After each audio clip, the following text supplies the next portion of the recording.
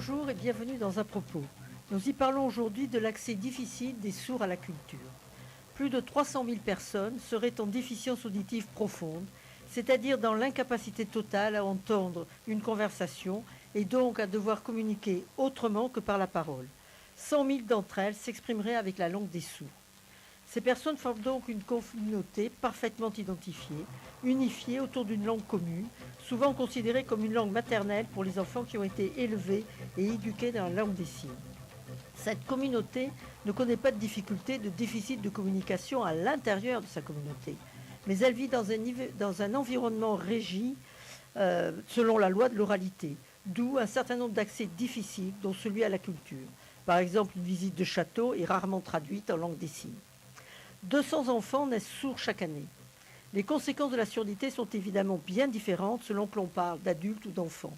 Chez l'adulte, la survenue de la surdité entraîne progressivement l'exclusion, mais l'adulte garde tous ses acquis, toutes ses connaissances, toutes ses représentations mentales.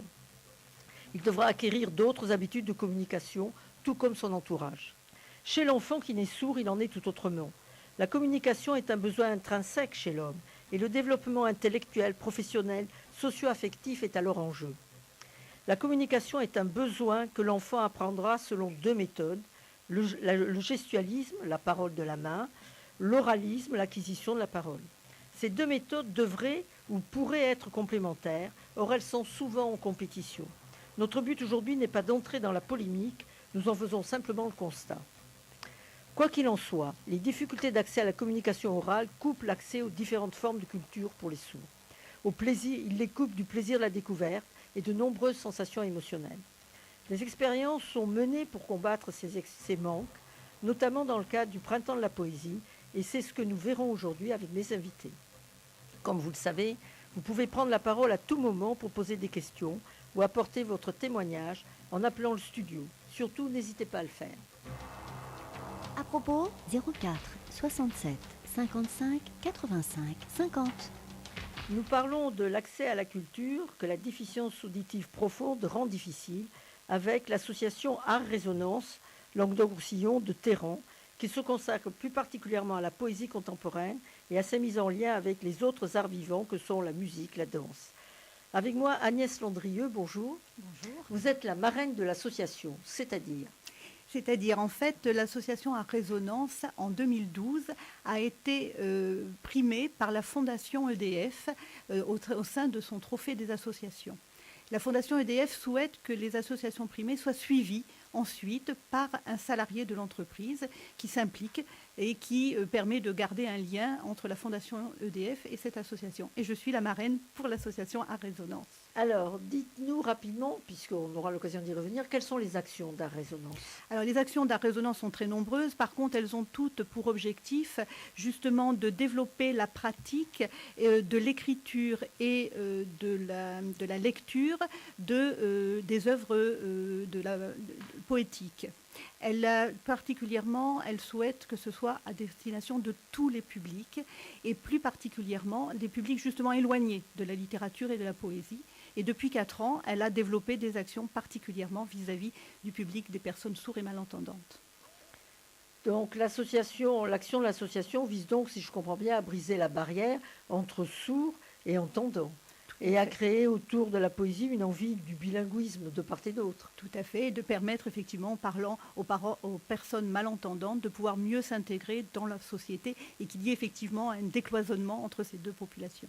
Alors nous aurions dû avoir aujourd'hui sur le studio Brigitte Baumier, qui est la directrice artistique, poète, elle est poète et musicienne, qui malheureusement pour des raisons familiales n'a pas pu être avec nous, mais nous avons avec nous Marie Lamotte.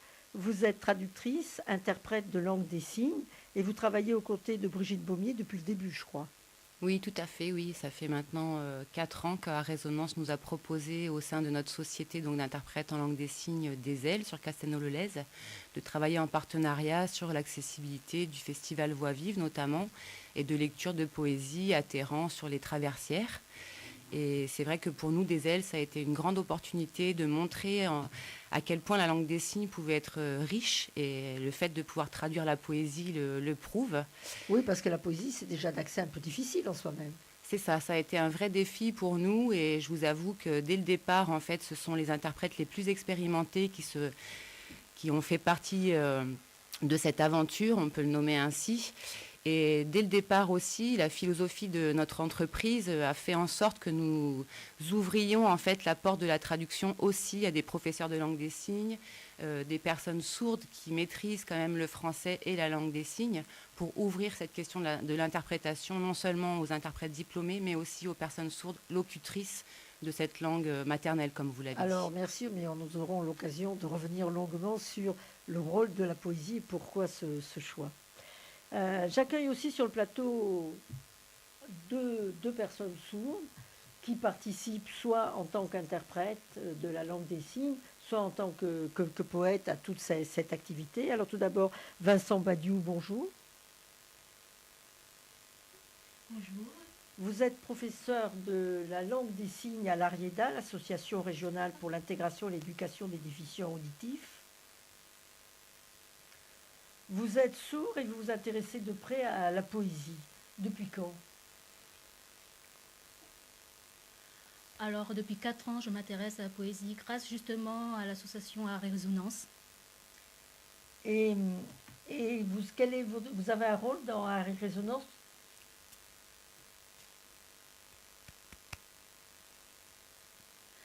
Eh bien, vraiment, il y avait besoin d'avoir des sourds qui participent au sein de cette association pour un travail de traduction entre la langue des signes et les textes en français écrits et de pouvoir passer d'une langue à une autre.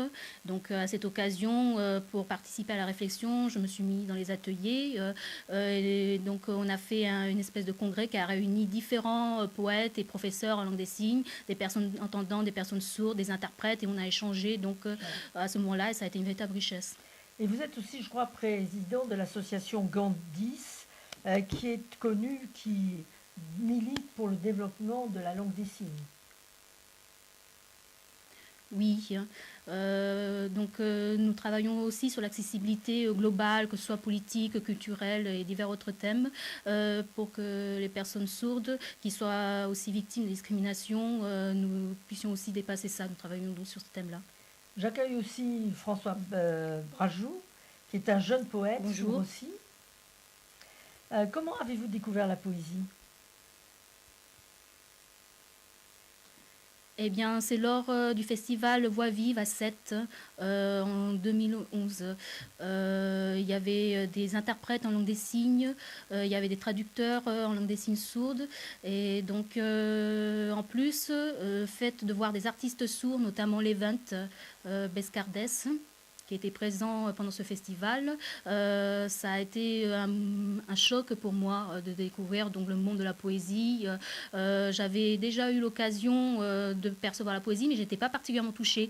Et voir une création artistique en langue des signes poétique, ça m'a donné envie d'y participer. Et donc je me suis immergée dedans au fur et à mesure. Alors, nous allons bien sûr revenir sur votre expérience tout au long de l'émission.